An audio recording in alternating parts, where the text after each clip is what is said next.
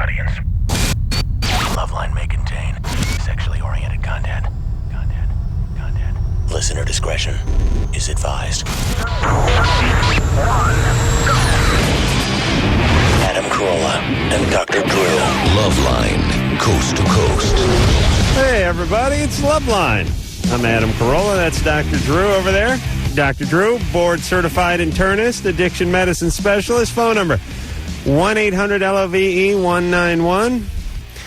Drew, we out on the roads tonight, the freeway? Yeah. You know, is it about every 16 days is Quaalude night? Yeah. Where there's just a bunch of they look to me like cows. Just sort of parked out on the freeway, and then the ride over becomes a video game to see how many of them I can get around in order to get to my job. They're nobody to me. I know that if I just jumped into one of their cars and cracked their head open, there would just be a bunch of wires and stuff. They're not human beings. They're not going anywhere. They have no families. They're not coming from anywhere. They're not going anywhere. I just think they're part of my fantasy / reality world. Yeah. That there's some master puppeteer up in the clouds who says, get out there, Carolla's going to work, and if he don't see none of you, he may catch on. Is that what's going on? That is tonight. And you know what's weird about that night also is I'm not always aware first that I'm in traffic or people are being slow. I sense like danger, like something's not right. Yeah, you know? Like your spidey sense tingles. What's going on here? And then I start speeding immediately. Tonight, just a ton of people out on the road with no particular place to go, just out taking the car for a walk. And no, I was basically in traffic all the way out here, although it never stopped and there was never an accident and there were no flares and there were no cops. It was just people on a Sunday night not looking forward to getting back home after being wherever they were. Yeah.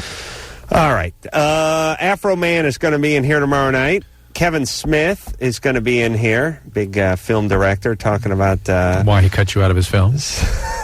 Jay and Silent Bob Strike Back. Isn't it Silent Jay? Wait a minute. Jay and Silent Bob. It is Silent Bob, right? Yeah.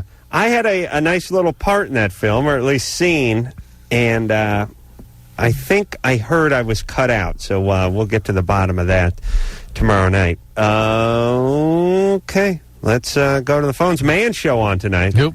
Turn that Man Show on. It's big. I go to Gleason's in New York and do a little boxing. It's a very special episode. I want to see that. I haven't seen it yet. Jeremy? Yeah. You're 19? Yeah. What's up? Okay, I've been friends with this guy, Jeff. He's like one of my best friends. We've been friends for like a few years now, and I've been with my girlfriend for about 3.5 years now. He's been with his for about 1.5. And we're kind of wanting to ask our girlfriends if they'd, like, want to switch one night. They'll be just moved by that. No higher compliment can be paid to a lady. Yeah, they'll be thrilled. How exciting! Well, like new meat. How would we go about asking them? Now, listen. Here, this is the deal with this. It's not really about how.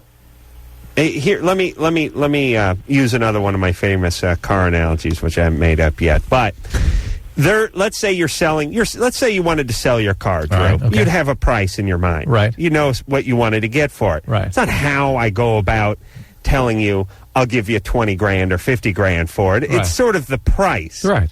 And this is if these girls are interested in doing this. They're interested in doing it, or they'll do it. It's not about pretty please or how it's not about selling. How you sell it. Yeah.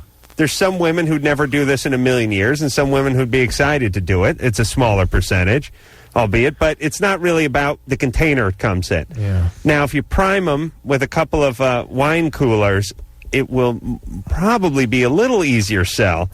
It's not really about how you ask them. Do they want this relationship to go on? I don't. Jeremy, think so. Do you want to break up with your girlfriend? No, I don't. You don't care? No. Where did you get the idea that she would be into this? Well, this is just something like me and him discussing. No doubt. I get that. But where in the hell did you think that a woman would be just hell-bent on this kind of thing? I don't know. It just kind of... Well, I'm going to chalk it up to you being 19. Do you have any kids? No. Do they have any kids? No. Good. We got one on the way. Oh. You do?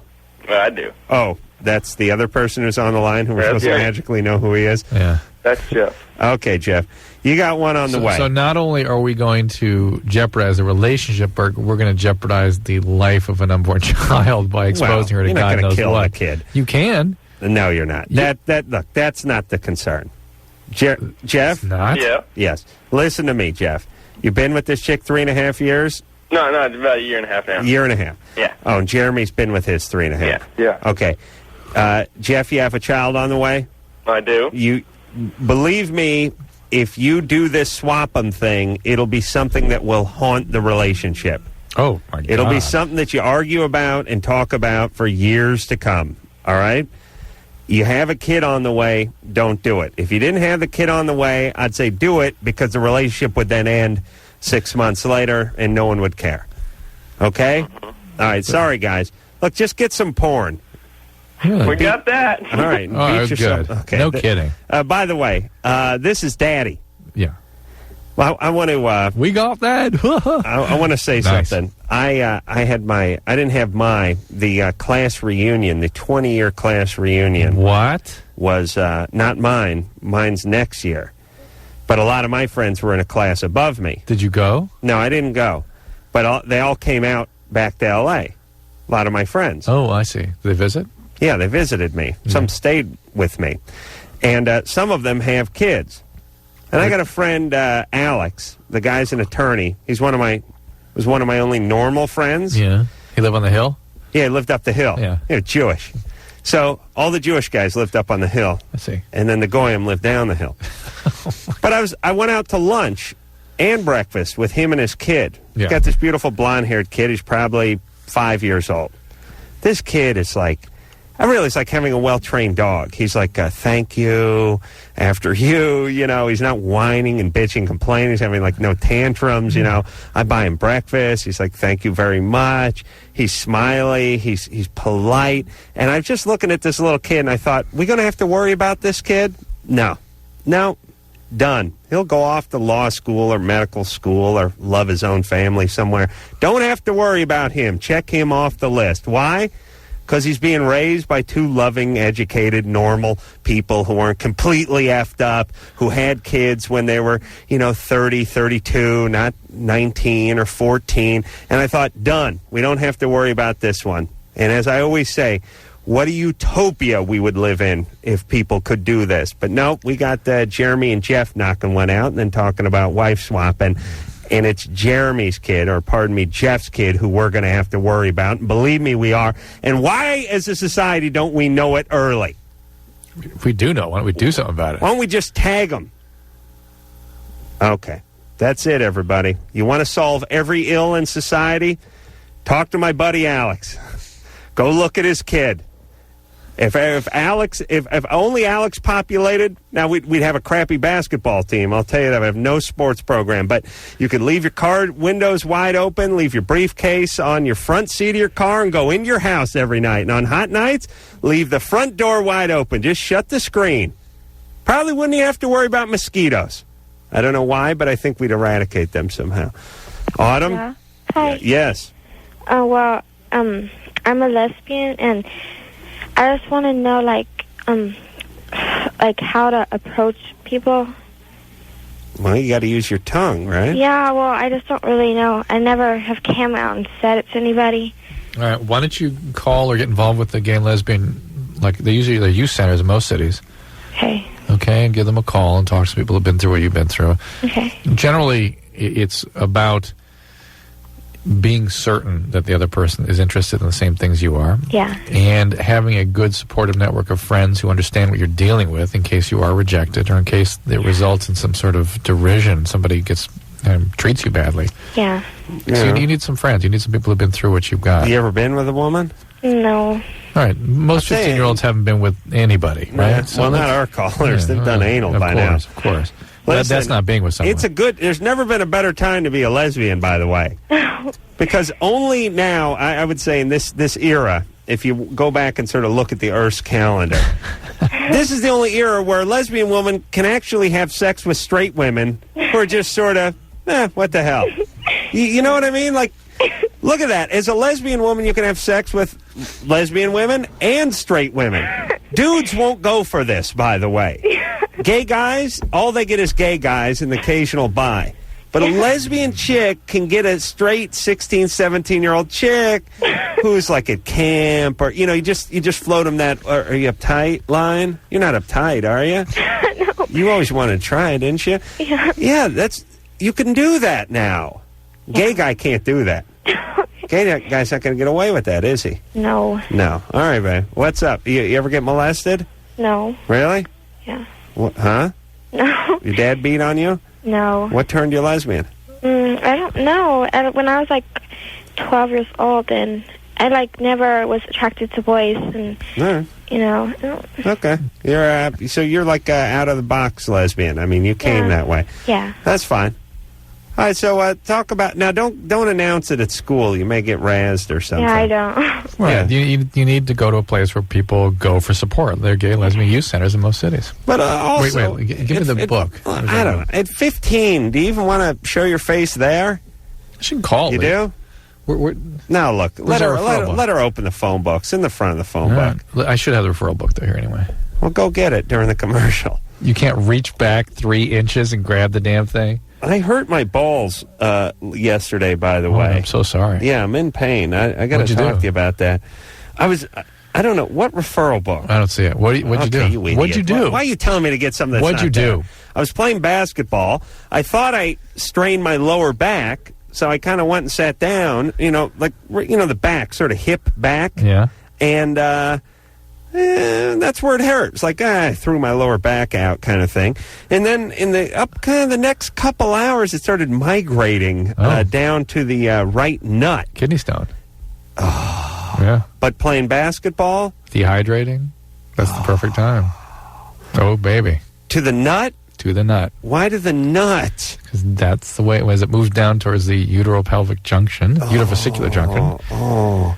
Yeah, I mean, I feel like I'm dropping an egg. Yeah. Like I feel like a woman whose egg is moving down. Dude.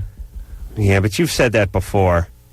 Yeah. No, you're never right, though. I got to go to a real doctor. Have you ever had it checked out? What, stones? I don't know. How do you get stones? Dehydrated a little bit? And you're predisposed. I've never had one before. Anybody in your family have them? No. We have a lot of bad stuff. Actually, the Corollas have no health problems. We're just ugly, weak people. Like, you know what we are? We're just like some crappy little Japanese car from the late 70s. Like, nothing doesn't work that well, doesn't look that good, nothing good about it, but it never breaks down. Datsun B210. Yeah. That's you. Like the Honeybee. Yeah. Yeah, we're like some piece of crap car, the Corollas, but that is cheap. Strangely. Strangely, thank you. That never breaks down. We are the Corollas. Yeah, that is us. Yeah, but you're having kidney stones now. Really? Yeah, I think so. Something that starts in the back, like around the hip. Yeah. Like here, right? On the other side, but right here. Perfect. And it feels. Now, why would it initially though feel like the backache? Because as it moves down, if it hung up right there, it would stay back. But as it moves down, it goes towards testing. All right, we gotta move on. I mean, there's almost nothing else that will do that. Yeah, it feels like the pain is sort of migrating, and now my nut feels like, someone kicks you in the nuts, and there's that sort of numbing pain that kind of comes visceral pain. It comes in a few minutes later and just sort of hangs around. Yeah. It's kind of like a little bit of a stomach ache. You should be just drinking fluids like crazy right now. Not this one, water. Okay. Or really just go nuts on fluids. Drew pointed to a large bottle of Smirnoff I keep on the desk. All right, let's go here. Hey, is that man show on? Sure. What's going on over there? Boxing. Oh, no, I'm missing my boxing thing. Isabel. Hey. Hey, you're 17. What's up? Adam, I love you. You're a genius. Thank you. Yes, true. Thank you. Right one. Okay, well, I like this guy, and I don't know how to approach him. Like, I've never talked to him, and I've never, I don't know him, and I don't know how to approach him. Like, I thought about, giving him, a song or a poem or something, but I don't know how most guys would react to that. Like, half my guy friends are all, you shouldn't give it to him because he'll think you're a stalker or something. And then, my other friends are like, you should do it. It'll, flatter him. So, basically, a guy will take any sort of overture as flattering, but you needn't go so far. You needn't bother with the poetry because a male will not respond to that in any way. Just to hey, I think you're cute, will do the trick. Right. Well, here's what it is. For women, when you're judging, when you're thinking about whether to get together with a guy or something, it's like, well, half, his looks and his personality and all that, and then sort of half his energy and his energy toward me and the way he asked me out and the story he told me. For men, it's almost a zero factor. Yeah. Zero. I mean, what it is looks. How old is he? I don't know, maybe 19. At his age, looks are a 10, and the way you ask him out is a 1. Wait, it doesn't matter. It doesn't. It's zero. But I think. Zero. Yeah, I think. Point 1. All right, 0.1. But I think many guys do care about sort of like character. Can we put it into that? Yeah, I mean, no, they're guys. It's not I don't mean all just physicality, although that's 85% of it. But there's a little vibe thing. It's like smart, funny, cute. They'll buy into like a chick's vibe or attitude. It seems a little sexy or naughty or whatever. Fun. Oh God. Oh well. Oh my God. Well, what's the best way to approach him? Well, where do you see him? Where he works. Where does he work? What kind of place? Like a store where a lot of people go to. Like a retail store? Yeah. So it's a store where they sell things? Yeah. That people go to? Yeah. I think I know which one it is. Uh-huh. Yeah. I'm not going to say. Hey, what are you doing? Living in Bakersfield? Yeah. Hey, could you get out of that town and I will, burn it before you leave? Well, I'm going to move soon, so. Listen, I drove through Bakersfield. Burbank, too. Oh, the cops in that wretched Burbank. It's the judges you like in Burbank. I drove through Bakersfield last week on my way back from Yosemite, and I closed my eyes the entire ride, and I was driving. So that's how committed I am to hating that Bakersfield. You know what? Just ask him what he's doing. It doesn't have to be anything clever. He knows you, and if he's into you... He doesn't know me. He'll be into you. He has not seen you there? Well, I mean, he's seen me, He's seen you? Really. No. No, he has. Well, not really. Hold on a second. How many times you been in that store? Well, a few times. A few times. Shut up. Drew, as a 19-year-old dude... Bad sign. But he may be doing his job. No, he's doing his job. But as a 19-year-old guy... You're pretty aware of your environment, especially if there's a cute 17-year-old chick who's in it. Just about aware as, say, a hungry lion with a gazelle walking around the field in front of him. Yes. Yeah, now, about like that. No, he may not put his hand, over his head like a visor and bug his eyeballs out like a wolf on a cartoon. But if he's into her, he'll know who she is. Yeah, but she thinks she would already know too if he's. Have you ever bought anything from him or talked to him? No, I used to like him last summer, and I saw him, I didn't see him for, over a year, and I saw him again because he worked somewhere else, and no, I really haven't bought anything because he works in the back. Uh-huh. He used to work All right, why don't you happen to run into him and just say, do you ever get coffee after work, or just something like that. And if he is even 10% into it, he'll give you some sort of green light and just keep going. If he's not into it, don't push. Listen, women, please hear me and please hear Drew when we say you'll never offend a guy by the way you ask him out or if you're too forward. No. The decision is he into you or isn't he? Yeah. And maybe people do that. People must know that on some level, and they just describe it that way to save their ego. It's so you don't walk home thinking you're ugly. You go, oh, well, I shouldn't have asked him out that way. But look, if there's a woman you're attracted to, there's no bad way for her to ask you out. There's no bad way. All right. I mean, think about it. Try to think of a bad way. You can't. Couldn't do it. Right. She could say, you want to get coffee? She could carve it into a hatchet and then put it in the back of my head. Yeah. I'd forgive her immediately. Mike? Hi. Hey, you're 19. Hey. What's up? Can't believe I'm on the show. I love the show. Thanks. I've got some bumps on my penis, and good times. I'm pretty sure that they're penile papules. Are they symmetrical? Yeah, they do kind of have, I guess. They go all the way around. Well, they go all the way around the scrotum, and then the scrotum. Yeah. Pearly penile papules are not on the scrotum. They're penis. Well, I have these bumps on my penis. They're light colored, and they're kind of hard. On your penis or on your scrotum? It's on both. It's on the underside of the shaft, and it's on the scrotum.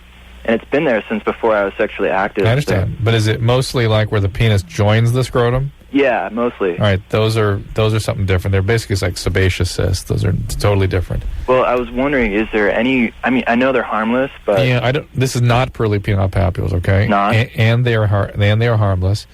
But I don't know of any procedure to get rid of these because they're pretty big usually. I heard of something called Electro Desiccation. No, not for this. So that's just taking a little needle with spark with an arc on the end of it and just burning it, which is the same thing as liquid nitrogen, basically. Mike? Yeah? And my balls feel like they got put in a bench vice. Oh, I heard about that. I have little sympathy for you and whatever's going on in your penis. I hope that turns out okay, man. I do too, because I tell you, they're hurting right now. It's distracting. You know, it's like people are asking a question like, here's my mantra. Oh, my balls. Oh, my balls. Oh, my balls. Oh, my balls. Oh, my balls. Okay. That's all I hear. Okay. While people are asking their question. I don't even know if was that a girl or a guy who called last. There's a guy saying, "Oh, my balls." Oh, my balls. Only the right one, by the way. It's the right ureter that's got the stone. What side are your kidneys on? Both sides. Oh, you have one on both sides? Give me the book. No, come on. I don't like that. I'm going to show you where the stone is. Okay, look. I'm going to take a whiz. Drew, can you smell my urine and figure out what's going on? I could taste it. Done. Deal. All right, we're going to take a break. When we come back, we're going to speak to Hillary, who's 38, interested in a younger man. Wants to know if she should go into therapy after this. Oh, yeah. Everybody now. LoveLine will be right back. Hey, everybody, LoveLine. I'm Adam. Drew thinks I have a kidney stone. My right nut is killing me. All right, so what should I do? Drink a lot of water? 4 of those tonight. 4 waters, and in general, what about diet? I'm not sure it's going to make any difference. Okay, right? good. Avoiding urics. Yeah, red wine might get there. Oh, come on, buddy. You know what they do? You know what they do with the doctors, these goddamn doctors? Whatever it is that you enjoy the most, they go right for it. Well, I'd like to see you cut back on the nicotine. You wrote the it red down. wine, You wrote it down. in the Quaaludes. That's it. Yeah, I wrote wine down because I wanted to ask you a question about that layer. It has nothing to do with me, but it has to do with the study. But they go right for the stuff. Just once, I'd like to hear the doctor go, see if you could cut out tofu, stream water, and back off on the exercise a little bit. Here's the deal. There's actually debate about whether diet has a significant effect on this, but the stones usually, most common stones start as urate crystals. Yeah. And your excretion of urate is sort of something that's just you, and there are medicines that can decrease that. But you can decrease oxalates. You can, because oxalates are dietary related. And that's coffee, chocolate, that kind of stuff. So, you've mentioned that. All right. Yeah, you did a bunch of coffee before you. I drank like a pot of coffee and played basketball. So oxalates, avoid. Okay, drink a lot of water. And avoid the oxalates. Yeah. Coffee and chocolate, all the good stuff. Hillary? Yes. What's up? 38. I am 38. I'm like way into younger boys. I've been into therapy twice, not for being into younger boys, but because I have a really weird disease that Dr. Drew would probably recognize. I have like a weird combination of lupus and Crohn's disease. Oh, wow. Pure comedy. Pretty gregarious for someone who has Crohn's and lupus. Those are horrible. No, sweetheart, I am like way energetic, always have been. But right, hold on, quick question. Does every older chick who's into young dudes have to be effing nuts? Like, why are they always whacked out? Not just sort of eccentric, but whacked out. What is that? Let's find out. All right. Sorry, I'm into guys that are a lot younger than me.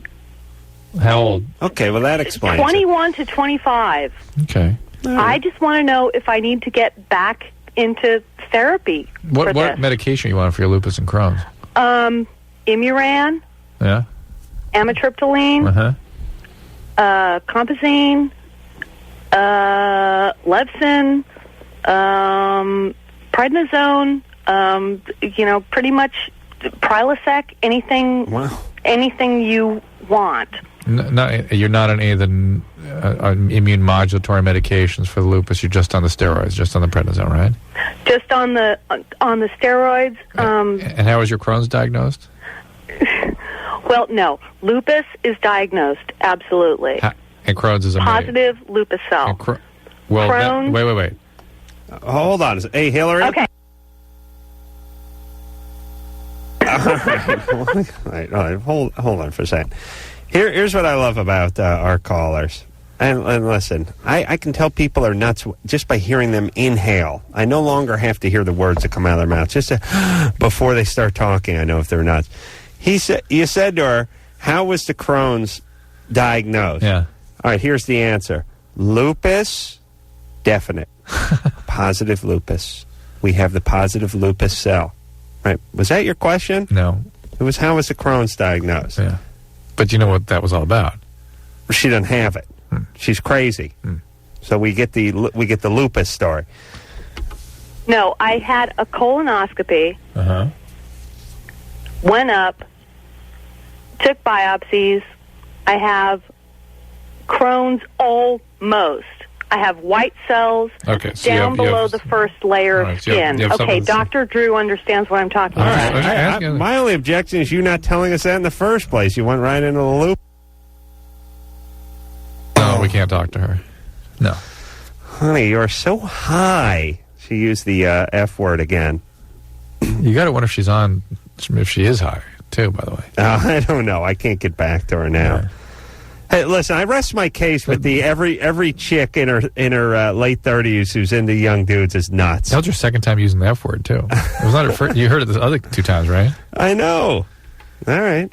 Listen, everybody, here's something I want to tell you. There is a button that sits right in front of me that I like to use, and I like to use this drop button like lab rats who get hooked on Coke, like to hit that Coke thing, that feeds them the Coke. Yeah. I do. So any excuse. So you start popping off and you're gone. That's it. So try me. I don't care. And by the way, I don't have a conversation with anybody about it. It's not like I get yelled at after the show for hanging up. I feel that much better about myself. Okay, JJ, you're 24. What's up? Hey, you need to get that kidney stone taken care of. No. Dude, it's important. I've had 3. 3? How did they get it out of you? Well, I peed 2 of them out, and the other one had to be taken out by a lithotripsy. Ooh, what is that? They stick something up the urethra? No, well, that's what I was told. They pound on it with ultrasound. Oh, they break it up? Yeah. They crush it with sound waves. It's like when a meteor's coming from outer space and we hit it with a laser beam? Right. That's it. I kind of enjoy that thought. You do? No. Listen, Drew's always wrong, so this has to be something else. Well, I hope it is. Because well, JJ, you've been through this. Have Adam describe to you what he is experiencing and see if it sounds familiar. Tell me, Adam. Pain in the lower back to begin with. Up mid-back. Okay. No, not that high. Lower. Yeah. Lower back pain on the right side. Hip side, like where your hips are. Where my hip is. Okay. Right? Like on that back of your hip bone there. Sacrum. And then a sort of migration down to my right nut. Does it feel like something is inside of you? Drew's penis was in there during the break. Is that what he's talking about? No, other than that. Oh, other than Drew? A foreign object that isn't usually there. Well, Drew's parents are from Eastern Europe, so technically.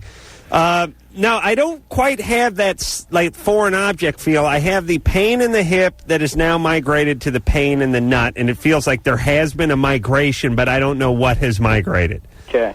Did your nut get some pain in it? Oh, well, the best way for me to describe it is, when you had shop class and there was a vise on the bench? Yeah. Get up on the bench, put your nuts in it, and start turning it down. Really? Oh, it hurt. And on just one nut? No, either one, yeah. You don't hear about the nut in the kidney stone that much, do you? You always hear about the pain in the abdomen and stuff, but the nut? Why is the nut having pain? That's not even in the loop, have no is idea, it? But yeah. I don't know. It certainly occurred to me. The first time it happened, I went out and had a bunch of beers with the guys, and then went and had beers with some more friends. Beers alcohol's the worst thing you can do, right? Well, no. Some of them say it is, some of them say it's not. Yeah, it's just irritating, that's all. But you want to hydrate yourself, not deplete yourself. Yeah, but you want to flush the ureter. You want fluid, you want volume going through. Okay. I drink some beer then. So there's nothing wrong with drinking beer. That's what they told me. Oh, okay, because I always thought alcohol dehydrated you. It does, but this is not about your body volume. It's about fluid. This is about keeping it moving. Yeah. Oh, what's wrong with the coffee then? It oxalates. Yeah. All right, Ian, get some beer. Get some beer, start pounding it down. All right. Thanks. Now my nuts hurt more. My nuts are starting to hurt just now. Standing around why here. does your Drew? Please tell me if I'm wrong. I've heard about the kidney stones my whole life. I never hear people complaining about the balls hurting. Now, probably because there's some things in our society outside of this program where people don't just broadcast. You know what I'm saying? They don't. They don't immediately go. They'll say, "Oh, I had abdominal pain." Right. They don't go. They don't go. Oh, my balls are on fire in a vice. Oh, okay. Like, only this show do people get real specific about what they're experiencing. But so the ball and the one ball hurting. But your doctor will know that it refers pain to the testy.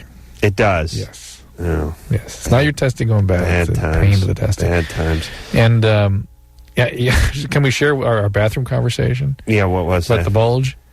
Oh, yeah, go ahead, sure. I'm quite sure how that went.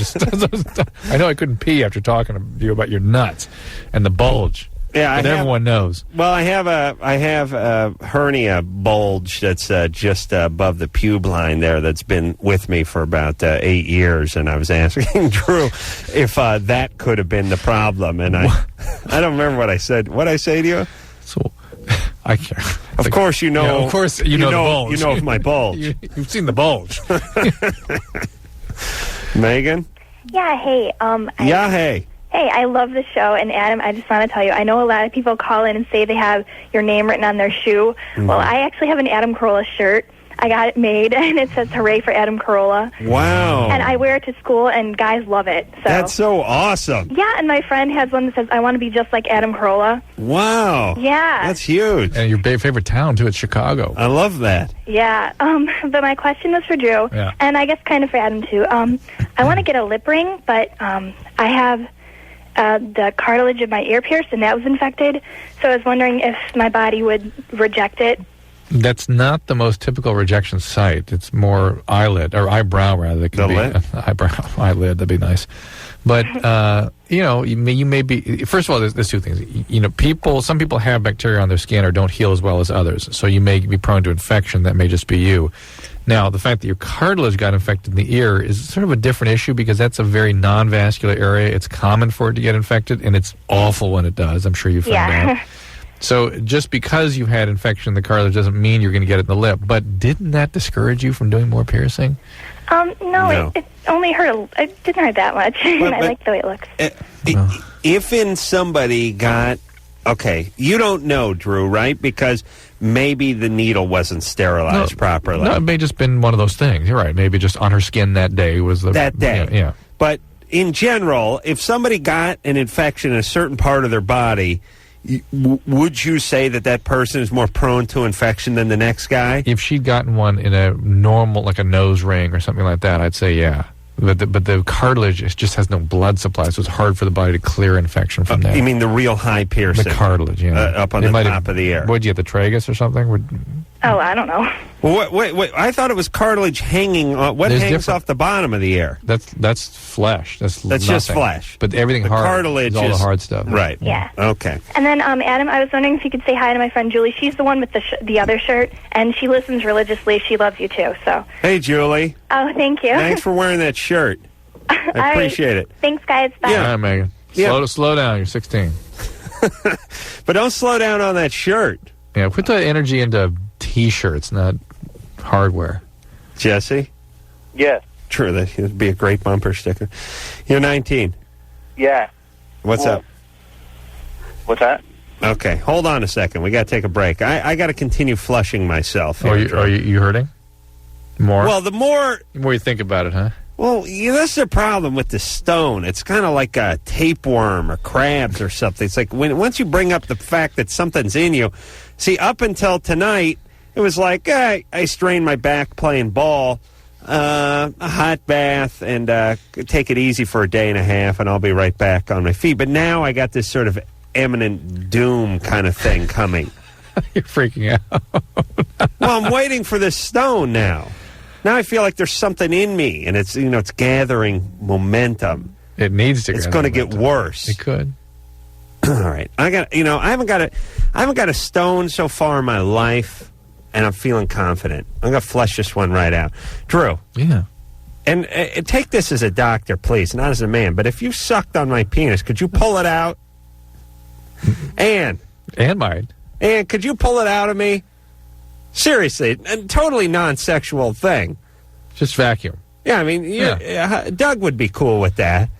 You understand, I'm the talent, and your job is to produce. And sometimes that means getting a cup of coffee, and sometimes it means a blowjob. But this is what? You know how the urethra is sort of a soft tube. It is. Mine gets hard. If you suck it, it collapses. But if she blew real hard into it, she'd blow it out my ass. All right, and I'll tell you what.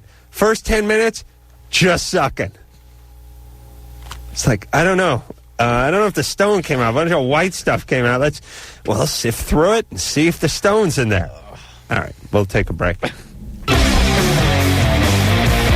LoveLine with Adam Carolla and Dr. Drew. 1-800-LOVE-191. I'm Adam. That's Drew over there. 1-800-LOVE-191 is the phone number. Kevin Smith from Jay and Silent Bob Strike Back coming in a little bit later this week. Directed the movie and starred in it, and we'll go find out if I was cut out of it or not. Nice guy, and I did get a jacket out of it, and he's a very easy director. Although I must say, when I was doing the scene, he was like, yeah, it was fine. All right, you can go. I was like, what, really? So you don't want to try it again? No. Seems like that's good. Seen enough. I think is what he said. Jesse? Yes. You're 19? Yeah, I'm 19. I just want to start out by saying I listen all the time, and I learn tons of good stuff from you guys. Oh, good. Tonight it's Stone Night. Yeah, it's good. Yeah, so I figured, I'm just going to, I'll listen at first and learn a lot of stuff, and then maybe I'll call in. Should we get into gallstones, too, while we're at it? What is the difference between a gallstone and a kidney stone? They're very different. One occurs in the gallbladder, one occurs in the kidney. Makes sense. Urate crystals around with calcium oxalate usually, or what are called triple phosphate stones. These are the most common ones. But do they both go out the urethra? No. Where's the gallstone go? It stays in the gallbladder. Oh, it never moves. Yeah, and it either absorbs or it occludes the outlet to the gallbladder, and the gallbladder swells up. That's got to hurt. Yeah. Oh, it's bad times. You got to get that out surgically? Yeah, well, now they do it with a scope. They don't even need a knife send it anymore. up. Where do they send it down? Send it up? They put a little incisions. Yeah. Jesse? Yes. So what's up? Well, skinny of it is, I'm 19, still a virgin. You probably heard it before. Mm-hmm.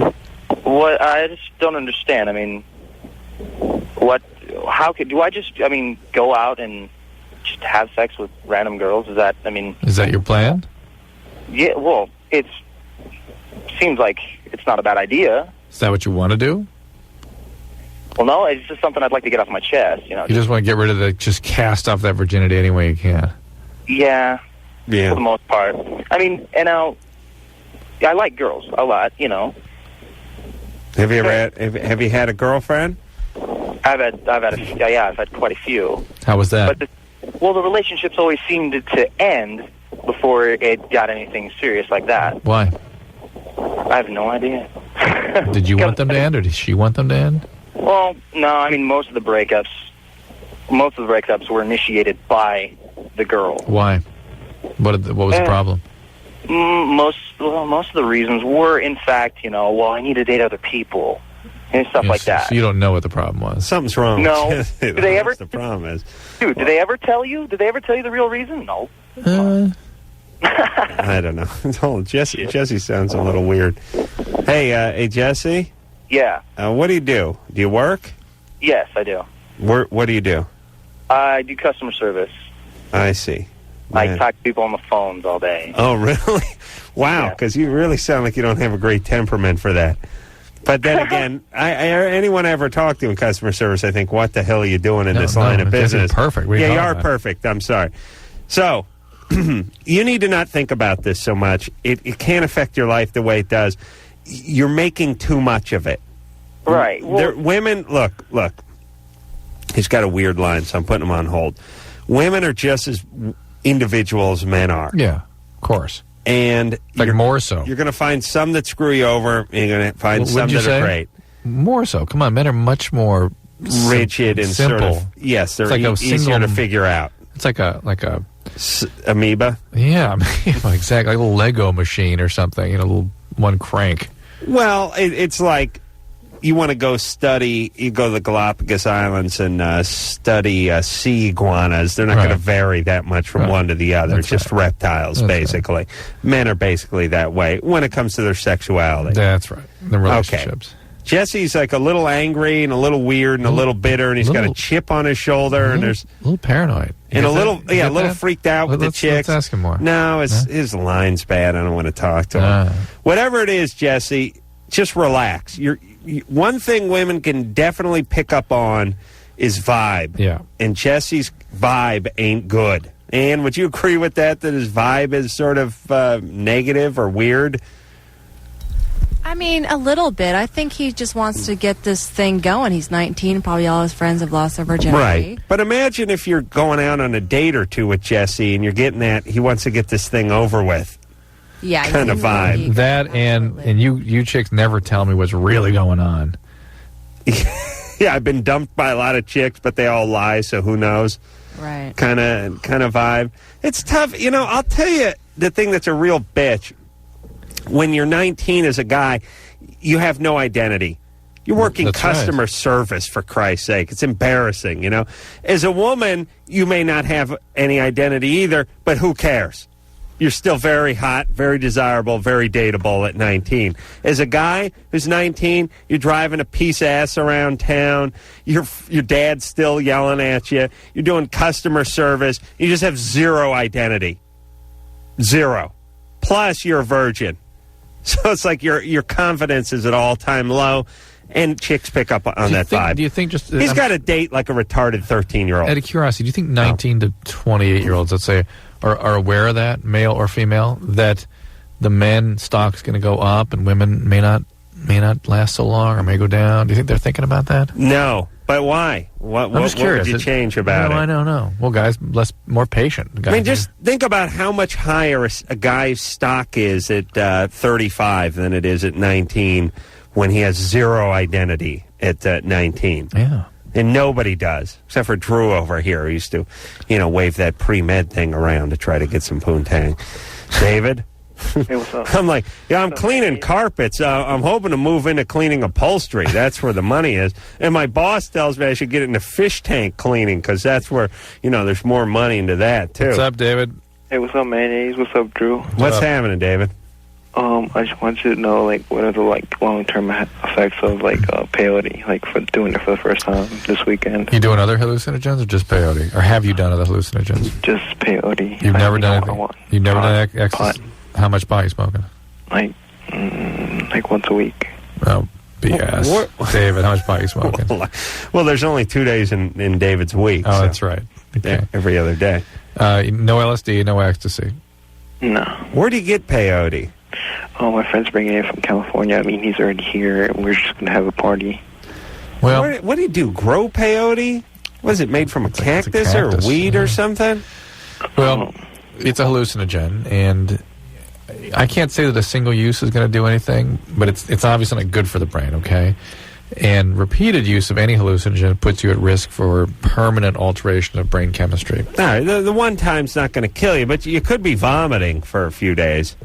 Really? Yeah, well, it's... Yeah, and you might, do something stupid on your skateboard, like ride it off the roof of a building or something like that. And if you're prone to depression, it can really precipitate that kind of thing. Or if you've had, anxiety disorders can be triggered. The things that can be triggered by these, it can be really disabling and unpleasant. So I don't know, why take that risk? Is it really worth it for peyote? Hey, peyote's too big a commitment for me. Because of the vomiting? The heaving, and aren't you high for a couple of days? And it can be a long... Yeah, that's the other part about it. I've seen things like peyote, like gypsum weed and things, create these deliriums where people do very weird ass. Here's what I'm saying. You drop that button of peyote, and you're feeling pretty freaky an hour into it, you can look forward to another 30 hours of being freaked out of your brain. I wish Carlos Castaneda would write a book now about his current condition. Why? Who's that? You didn't read those books when you were in high school? No, you mean, is that like Timothy Leary or something? Yeah, he wrote all these books. What the hell will it? You remember those books, Ann? Carlos Castaneda books? No. Oh, come on. He wrote Don Quixote? Drew, we didn't read those books in high school. What about how trippy and cool drugs were? Basically, he did a lot of... Find yourself through drugs? Hanging out with the Indians and doing peyote and stuff. Yeah. But he had permanent brain effects. Yeah, but you got to understand, what was that, high school for you? Yeah. You see, we just missed the freako train, the freak-out psycho train that you did. I was square on. Yeah. Yeah. Yeah, because we were in high school. It was like early 80s. Right. It wasn't the 70s. That was like Go-Go's and Coke, you know. Yeah, we missed the whole bell-bottom, moccasin, freak-out, convene with nature, let's go apologize to the Indians. Right, this was all that. Yeah. That was like, we missed it by like 5-6 years. Thank God. What a shame.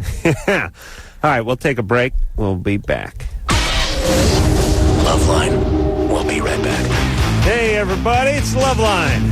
I'm Adam Carolla. That is Dr. Drew over there. And we've just rewritten the history of America in the 70s. What'd you say? Yeah. We got to rewrite our own history of America as seen through the eyes of young adolescents. Listen, ourselves in the 70s. You young people, you missed something with the 70s, and you're very lucky. And I know it's somewhat glorified today. You think it was all disco... Oh, no. And bell bottoms. That was sort of the fringy part of it, really. That was the fringy, glitzy disco late 70s. You guys want to know what the real 70s felt like? Go rent a movie called Billy Jack. That was as good as it got. That'll tell you what the 70s was like. That was the top of the 70s. Bunch of white people beating up Indians, and everything is brown and orange. And it's real depressing. America's bad. We're bad, you're bad, and we're angry. Just go rent Billy Jack and enjoy. Somebody's got to call in and remind me the name of that Carlos Castaneda book. You think any of our moronic listeners are going to know? It's like The Return of get on the computer and find it. Sarah? Right. Yes? You're 16. Yeah, hi. What's up? I'm having some problems with my mom. Mm-hmm. She's been addicted to smoking crack for a long time. Mm-hmm. And I found out like 2 years ago, and she went into rehab for maybe about 2 weeks. And she went out of it, and we thought everything was fine, and she went back and forth from using, and I knew about it. And tonight I found like a bag of her stuff usually, and it was inside my room. Oh, boy. In your room? Yeah, like I just came back from California for my dad. Mm-hmm. And I also found out from my friend, because I'm at my friend's house because I didn't want to stay home. Mm-hmm. And I found out that her boyfriend is living in, who's in work release right now, sort of.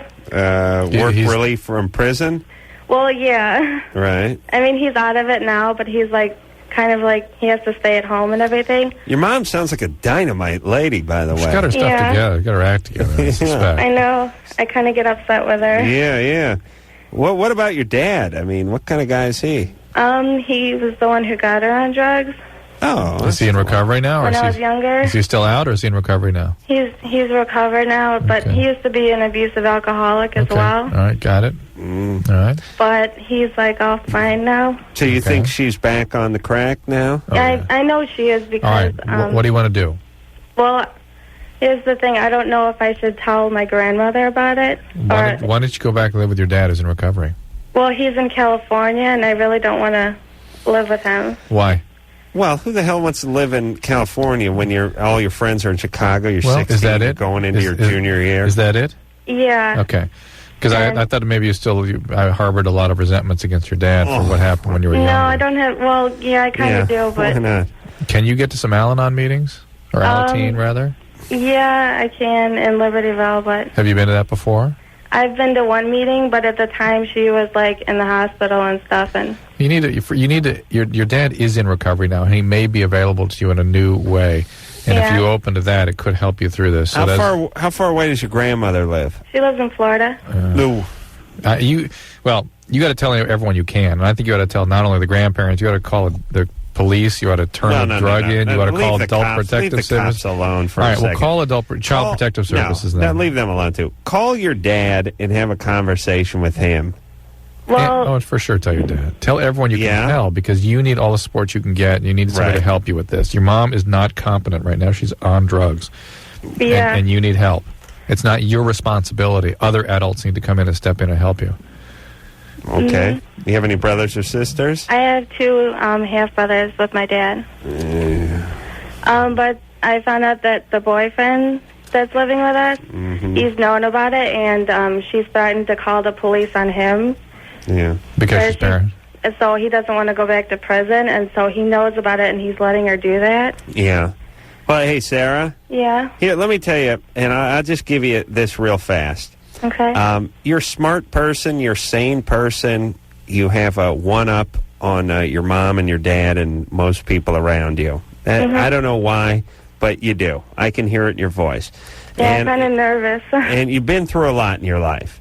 Yeah. And life will be okay for you. And you look at your mom as your mom, and you love her, and you're worried about her. And we just look at her as some crazy, crack-addicted screwball. Yeah. Okay? You got to get a little distance and think, look, you're not going down with her.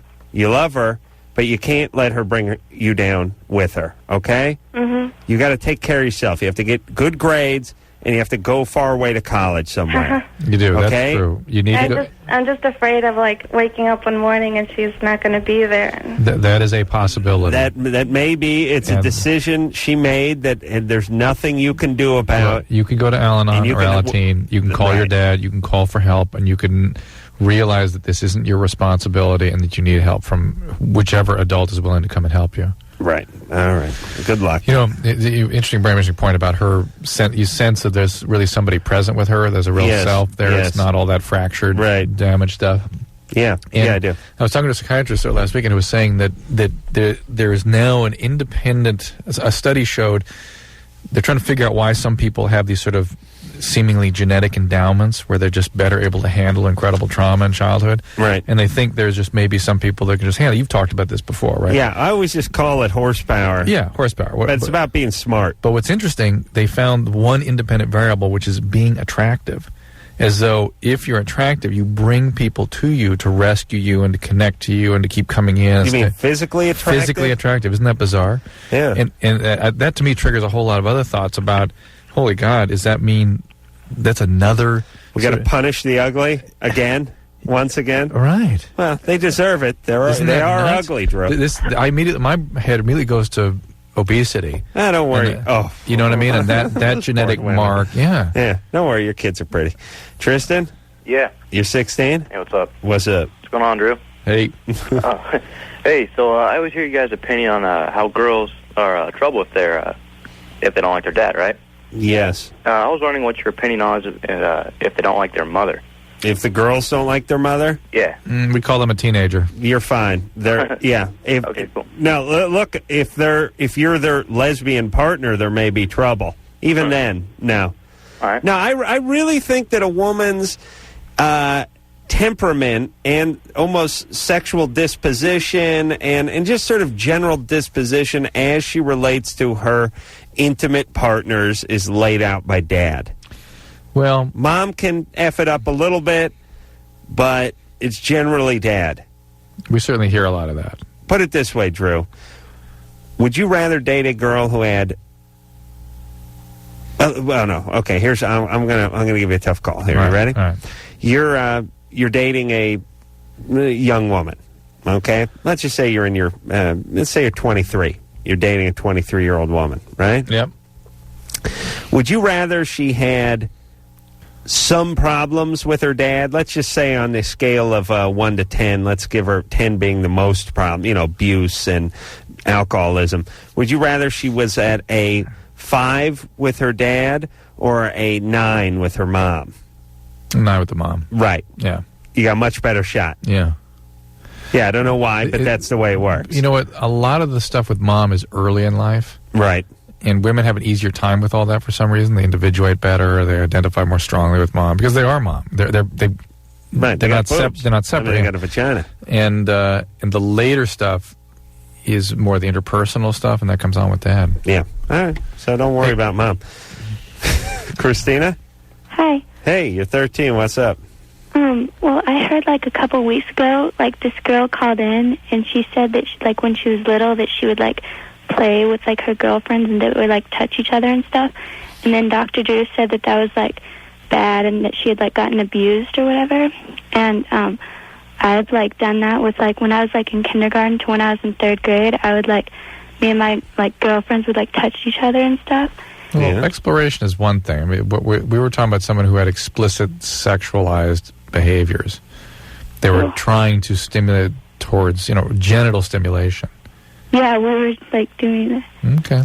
Well, it's weird. But Drew and I argue about this. We go in circles, and I sort of half agree with him. But I think I think it's more widespread.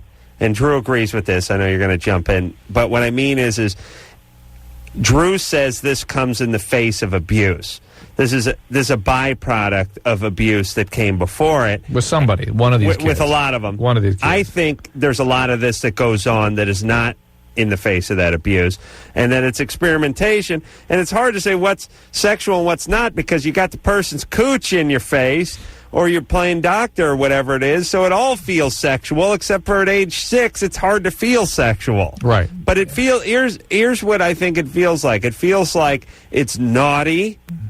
And there's a thing, I mean, you take a kid and you put that sign at the museum that says do not touch, and they touch. I mean, there's that, we're doing something that shouldn't be done. But my point has always been is that some child often was sexualized by an adult, and that kid becomes the sort of infecting agent. Becomes a ringleader, yes. Yeah, well, my mom, like, when I was really little, she, like, told me what sex was, and she, like, made me, like, see her vagina. Oh. And so...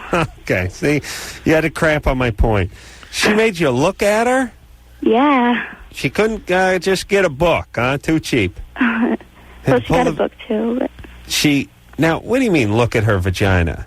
She, like... made me look. I can't remember it too well, but she like made me look at her vagina. I get angry at this stuff. That is the most. What'd she do? Lift her skirt up and show you? This is again. I can't remember. I just like people remember her so misattuned to their kids, so malattuned, all in the name of some ideological point they've got to drive home. Oh well, look, somebody probably did something weird to Mama.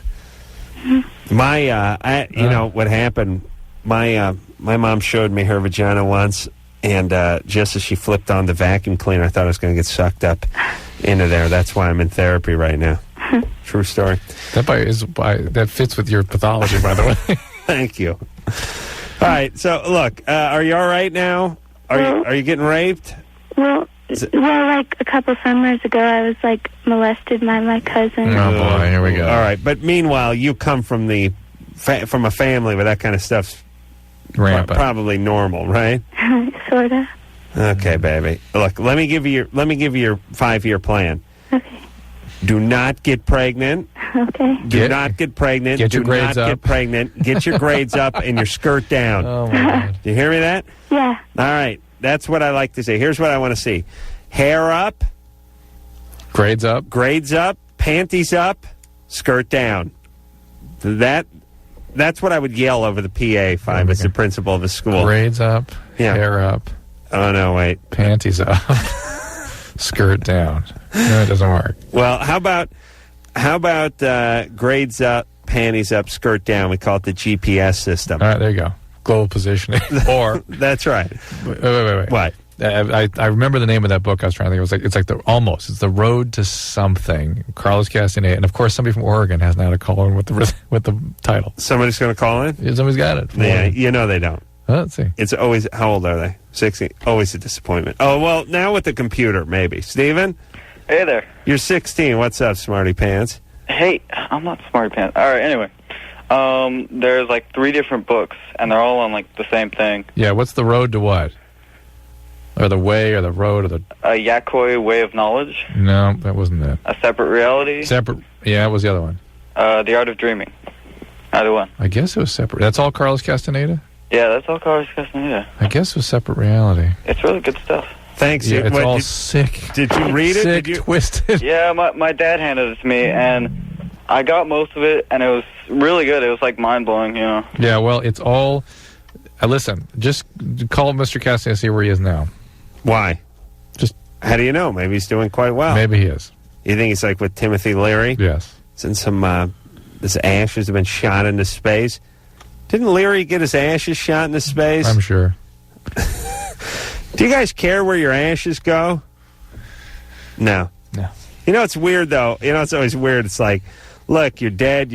I don't care what happens. Stuff me full of embalming fluid and, put me in a pine box and bury me or throw me into an incinerator. I don't care. And then someone will go, what about somebody, sodomizing you? Raping your corpse? And it's like, oh, no way. Come on, buddy. Get real. No way. Do you know what I'm talking about? Yeah, you feel helpless? Would that haunt you? No. No, it wouldn't? You're Mr. Atheist. How can you be bothered by stuff like that? I know, but it's still like extra weird, isn't it? No one's going to sodomize you. No? You don't think so? Why is it you be worried about that afterlife? You're so into it during life. I think it'd be a good thing to tell somebody if you killed them, like all the weird stuff you're going to do with their corpse. You know what I mean? To really freak them out? Like give it a little extra dimension. I mean, like in a movie, not like I'd ever do that, or myself. I wouldn't dirty my hands. I understand. All right, Josh. Yeah. You're 20. What's up?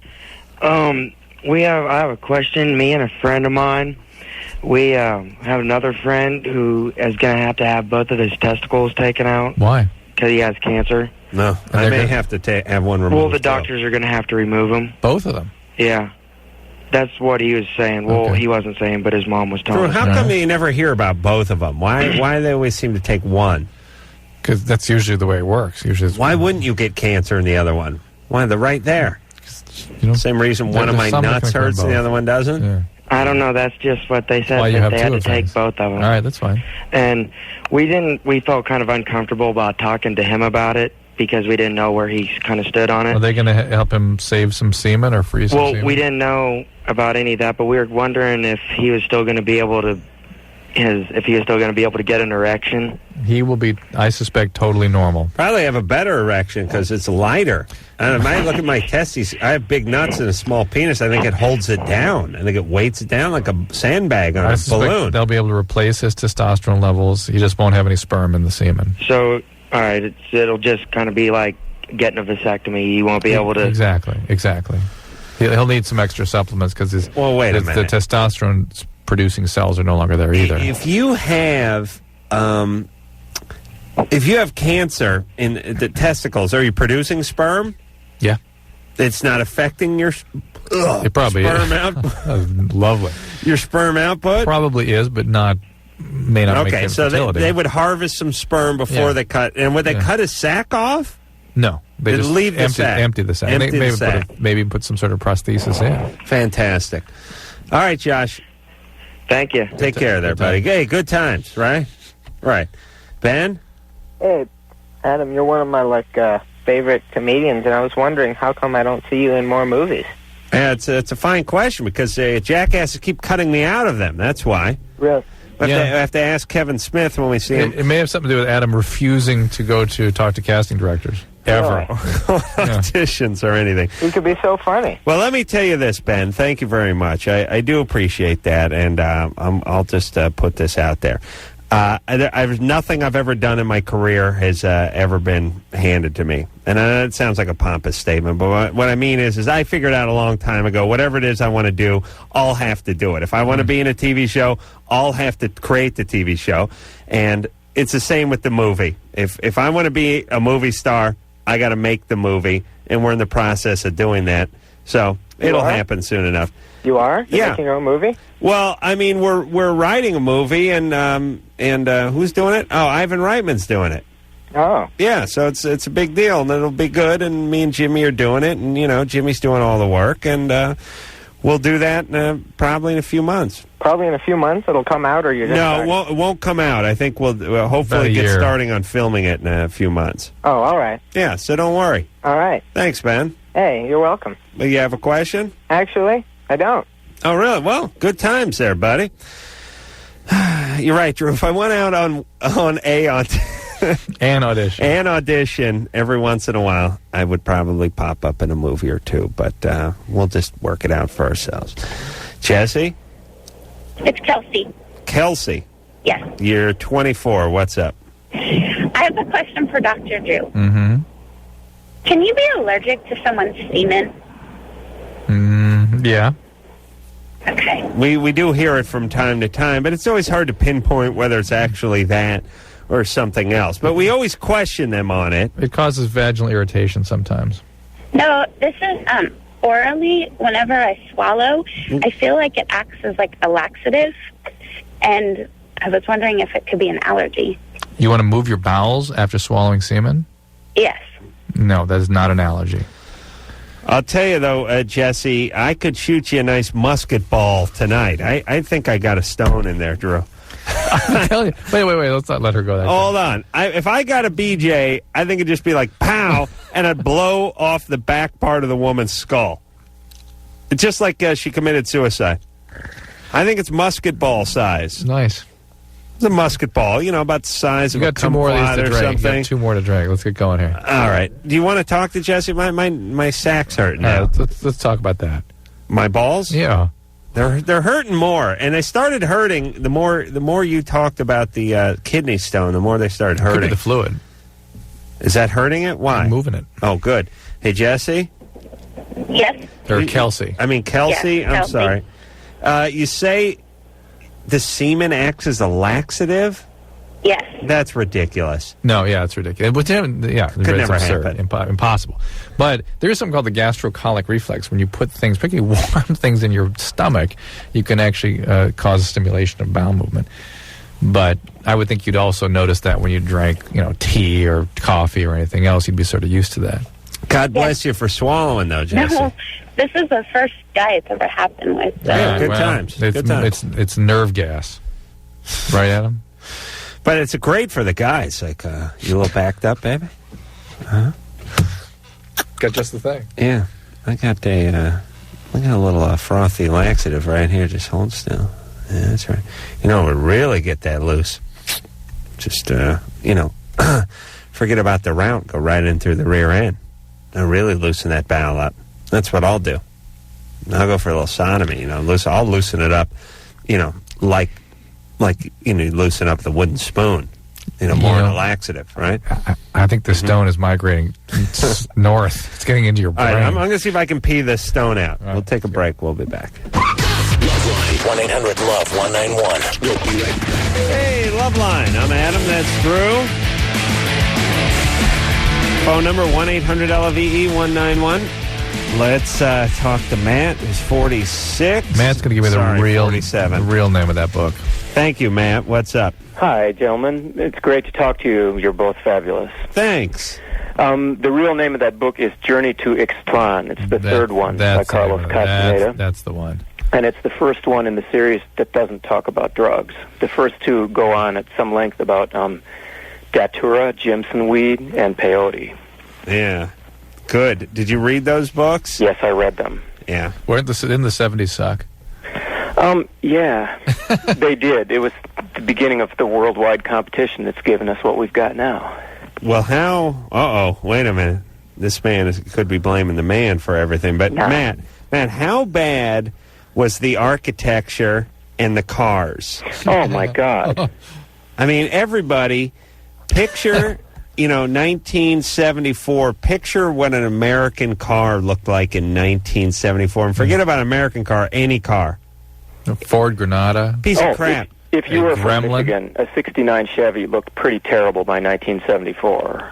Yeah, but that was the best thing going. I know. The new cars they were putting out were the ones that really stunk. And that was the beginning of those little cars, those little ugly Japanese cars that somehow ran really well. Picture, and everybody, picture architecture. A nice flat roof with some rocks on it. Yeah. Some streamlined molding, an aluminum window, some burnt orange carpeting, long, yarny, shaggy, funky, smelly carpeting. Nice, lot of use of the color avocado in the kitchen. Nice avocado burner cooker, nice avocado refrigerator, some funky. Everything was about imitation too. Yeah. The floor on the kitchen could have been that fake brick linoleum on the floor. Had to floor. be fake brick in the kitchen somewhere. Some wall. Somewhere in the kitchen had some fake brick. Could have been the pattern on the floor. Yeah. Could have been the actual raised fake brick that they put on the wall. Z-brick that they used to give away on game shows. Yes. The windows, and you guys remember this? The popular stained glass film they would put on, like windows too, like the funky fake-looking stained glass with the fake brick and this like fake, even the wood paneling was supposed to look like wood, but it was Luan, and it was 1/8 of an inch thick. Everything was like fake and funky and bad. It didn't work, and nothing worked well either. And the whole thing was convenience and all this kind of stuff. But I had a toaster in my house not my house, because the Corollas didn't fall, like I said, we didn't fall in for all this 70s crap. We were living in the 40s.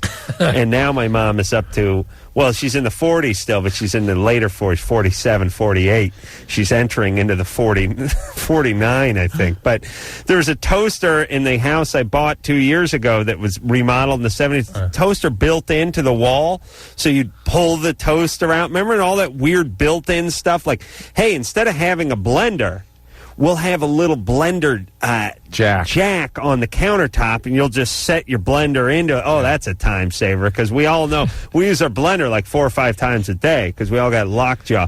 But in my house that I bought in Sherman Oaks, you'd pull this toaster out. First off, the action was horrible. You had to yank on it and pull on it, and it comes out. And then when it comes out, it was about 2 inches below the cabinet bottom, so the toast couldn't come out. The bread could go in because you could flex it, but to get the toast out, you'd have to break it in the middle and fold it out. And it would burn the... Right. Horrible. And let me give you guys the essence of the 70s in a nutshell in terms of space-age crap that didn't work. Well, that was their thing. It's like from an architectural modern standpoint. Everything's space-age modern. Sliding hollow core doors. Those sliding doors. Hey, why do it the old-fashioned way with the hinge and the knob? You can have the Star Trek-type sliding door. But they never shut right. They never latch right. They'd get stuck in the pocket. You'd have to start yanking on it.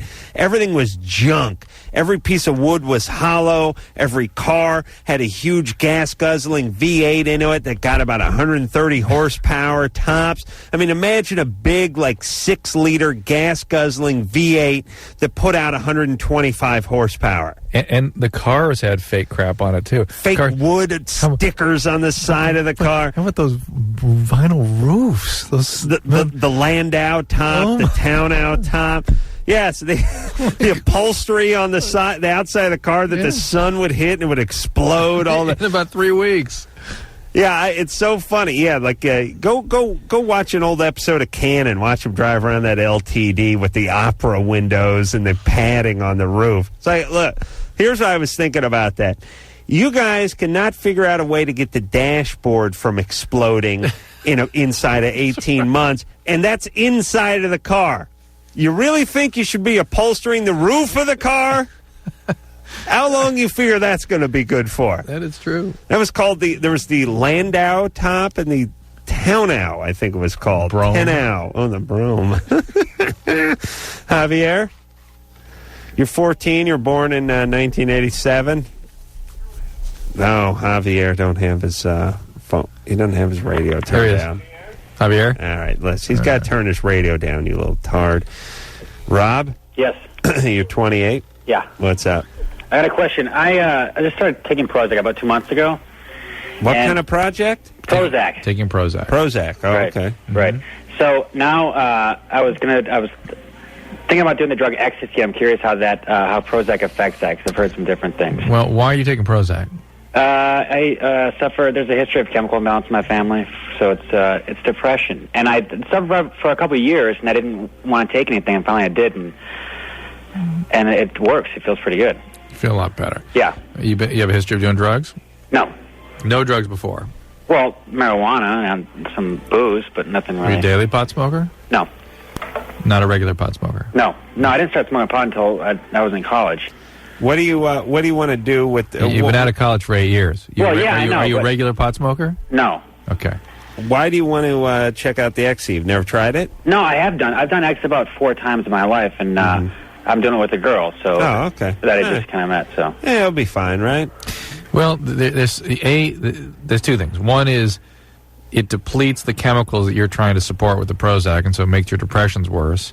And there's something called a serotonin excess syndrome, where if you, through the use of a stimulant plus Prozac, you can actually induce a state in the brain that can kill you. Now, it's not likely to happen, but there's a theoretic possibility of that happening. Would you say, if you were going to advise someone who's going to take ecstasy and on Prozac, would you say, don't take the Prozac that day? No, Prozac stays your system a week. Would you say don't take it for the week before? You can't do that. Would you make a difference? Depression's a potentially life-threatening problem by itself. Well, he's not going to kill himself. He's got some poontang at the end of the week that he's going to get high, and he's going to try to get his penis to work. I bet you end up just rubbing on her for like 4 days. You think you're going to have sex with her, Rob? I don't know. I just wanted to. I just had fun with it, and she's a cool girl. So all right, and she's good to go. I hope so. I don't know. I mean, did you ask her if you guys were going to do the? Oh yeah. We just kind of planned thing. It's not. That's good times. Good times. All right. Listen, I'm telling you, you can't go wrong with booze in terms of getting laid. You kids turn into pharmacists out there. Well, not Rob, but you know what I mean. No. Look, here's what I'm saying. You could give her the Prozac, and you guys could trip ecstasy. And trip the light. Fantastic. I mean, it might be a great night. On the other hand, she could vomit and then start crying and tell you about every guy she's ever slept with, not including you, because you ain't getting laid, or start telling you about how her dad used to come into her room and touch her. I mean, it can go south in a hurry. It can get weird. It can be great. Anytime, by the way, there's the opportunity for greatness, there's always the opportunity for like colossal failure. Is this true of all things in life? It's everything. Everything in life. Okay. Just to make sure we weren't just talking about your foreplay. No, you know those model airplanes I fly? you can fly the little trainers. They look like little Cessnas. Yeah. You can fly that all you want. You'll never crash it. Not a great It's almost thing. impossible, but it's no fun. Right. It's boring. Or you can fly the jet and you can crash. It's that way with everything. Right? You can soar to great heights, but at great risk. That's right. I see. So you're basically encouraging people to do drugs. Okay. I don't know. That's nice. Not me. Or if not that, no, I guess it was juice up your girlfriends and rape them. Wasn't that sort of the message here? Rape's a strong word, but okay. Hi. Hey, you're 17. Yes. What's up? Okay. I was wondering, because my boyfriend and I have been together for 7 months now, and we've been sexually active, having sex for about a month and a half. What's the difference between sexually active and having sex? Oh, well, sexually active, like we did other things, like oral sex. I see. So you would have put that in sexually active. Right. Yeah. Cool. But he's never come. Mm-hmm. How long have you been having sex for? About a month and a half now. He's never, even when you were giving him oral sex? No. Is he on any medication? No. Does he have any medical problems? No. How does he know when to stop? It's just because I can't take anymore. Mm-hmm. And does he ever finish himself off? He's too embarrassed to in front of me. I see. And does he masturbate? He quit about a month and a half ago because I asked him to, because we were having problems with it, and it still hasn't happened, so... Right. And you know, I know you're doing the semen math, but Drew, you'll back me up on this one. How old is the guy? He's 17. A 17-year-old guy should be able to beat one out on the way over to his girlfriend's house and still squeeze one out on the porch with her. However, just rubbing on his leg. She made the right move, which is maybe he was doing it 6 or 8 times before he got there, and he wasn't really talking about it. She did. Like I said, her math is right, but her logic is not going to work. I understand. Because if this guy, my logic would be, look, if things ain't functioning when he's with her, he needs to sort of master himself. Yes. I mean, he's got to work himself out a little bit. That's him. That's he shouldn't stop. He should sort of figure it out a little better. Yes, I agree. How often was he masturbating before you made him stop? Daily. Daily. See, I think you may be doing it a few times. And by the way, you telling him to stop and him stopping are two completely different things. I actually asked him to slow down, and he's like, well, stop. I was like, if that's what you want to do. Okay. So he has no trouble when he's not with you beating one out, right? And he can do it 2 minutes flat. Right. Yeah, flat on his back. This is the Corolla syndrome. Thank you. Now, what you need to do is, here's the problem. His penis is nervous around you, and he whacks off so much. Is he a dry man or a lube man? Dry. He's a dry man with the masturbation. This is because I know it. It's not the real thing. It's a different sensation. Yeah. He's got, okay, everyone listen to me. Here's the thing. If you're a dry man and you beat off, you essentially grab the skin and you hang on to the skin and you move the skin over the penis. You don't slide your whole hand up and down the penis. Let's just, for the sake of argument, let's call it the Tootsie Roll and the wrapper. Are you taking notes here, Ann? Go ahead. No, she's not listening to the show. Just thought you'd enjoy the hand movements that he's getting into here. Hey, here's the danger of guys with the dry lube, dry masturbation. Get too used to it. They grab onto the skin, and you're moving the skin up and down on the penis. You're not sliding the hand on the skin. You're grabbing the skin and moving the skin. Then you get with a woman, and there's all kinds of lubrication, and now the skin ain't moving. The vagina's moving on the skin. Do you see what I'm saying? There's a difference there. And if you get used to that sensation alone, especially when you're a guy and you're beaten off for 5 years before you're with a woman, this guy's logged thousands and thousands of jack sessions. Then he meets a woman, it's a totally different sensation. They're just going to have to work it out. It will work out. Miles of penis. He could stretch a line of a rope of semen from here to Nova Scotia. Nice. Thank you. It's quite an image. Yeah, that's right. Let's go to break, huh? Yeah. We'll go to break, but let me say this. Oh, please. I don't hear enough of that. If you put them end to end, they would go to New York, from New York to California stuff. They used to do, like every 20 minutes, you'd be watching a show. They say that in a man's life, he can eat enough pasta that put end to end, it will stretch from here to, or there's enough concrete in Hoover Dam to build a 2-lane highway from here to, I'm not hearing enough of that. I'm worried that kids aren't getting enough of it either. Enough of that just bizarre inane, here's the highway we could build, or if we put end to end, or if we took the materials from and stretched them to the moon, or to, it's either to the moon or New York, and I guess if you live in New York, it's to L.A. or the moon. Yeah. I don't know if they have their own planet. Not hearing enough of that. Like someone to work that back into the lexicon. Souffles and end to end. These are the things. We'll be back. Yes.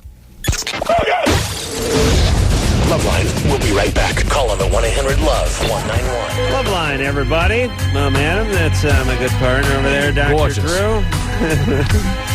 Let's hop back to the phones and speak to Kimmy, who's 23. Kimmy? And by the way, hang on, Kimmy. I not heard of the crocodile hunter 18 months ago.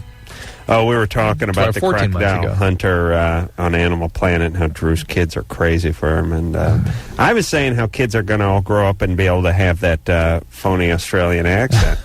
Gorgeous. Go ahead, Kimmy. Hi. I was calling to ask Dr. Drew's opinions and views on people who are polyamorous. Be a little more specific about your situation. What's going on? I'm sorry.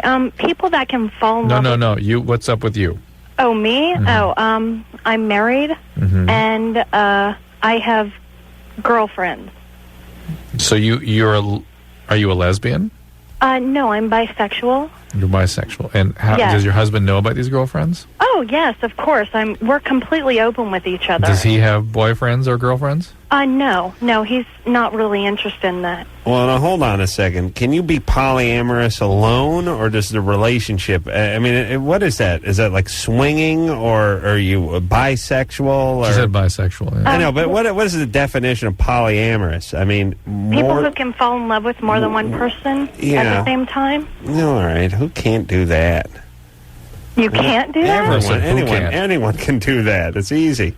If you open yourself up to that. The problem is that the way intimacy is, you really detract from the primary intimacy if you include other people into it.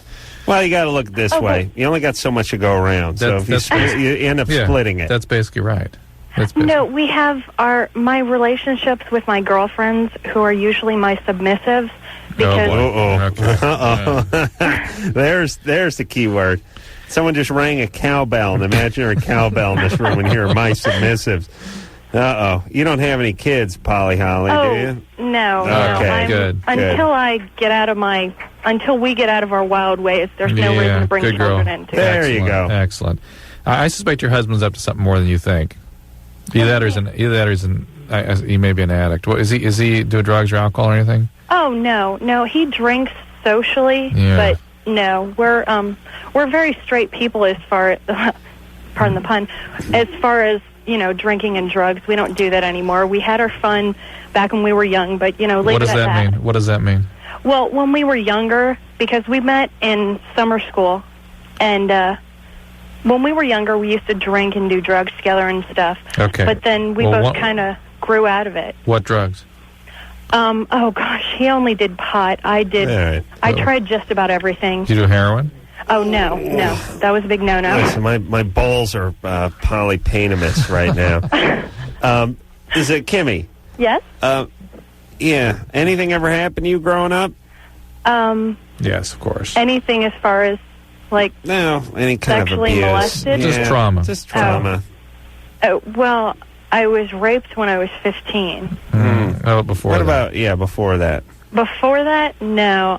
The only thing I can think of that would even have any bearing on this is that I started to be sexually active when I was in the 2nd grade. Who did that to you? Me and my best friend. Had she been sexually abused? I honestly don't know. I would bet money on it. And the child-on-child sexual abuse is a very common kind of sexual abuse. All right. Well, look, here's the deal, Kimmy. Have your kicks. Fine. Little therapy wouldn't hurt, you know. This is a lot of therapy. A lot of therapy wouldn't hurt. I suspect also somebody must have sort of hyper-stimulated you growing up. Somebody hit you or something. Well, my father was very verbally abusive to us. Okay. But my mother was too much of... She was too protective of us to let him ever physically hurt us. Did anybody ever... Well, look, what about just growing up scared of a man who you know is your dad? Do you know what I mean? Yeah. Yeah, but the submissive stuff, somebody got through.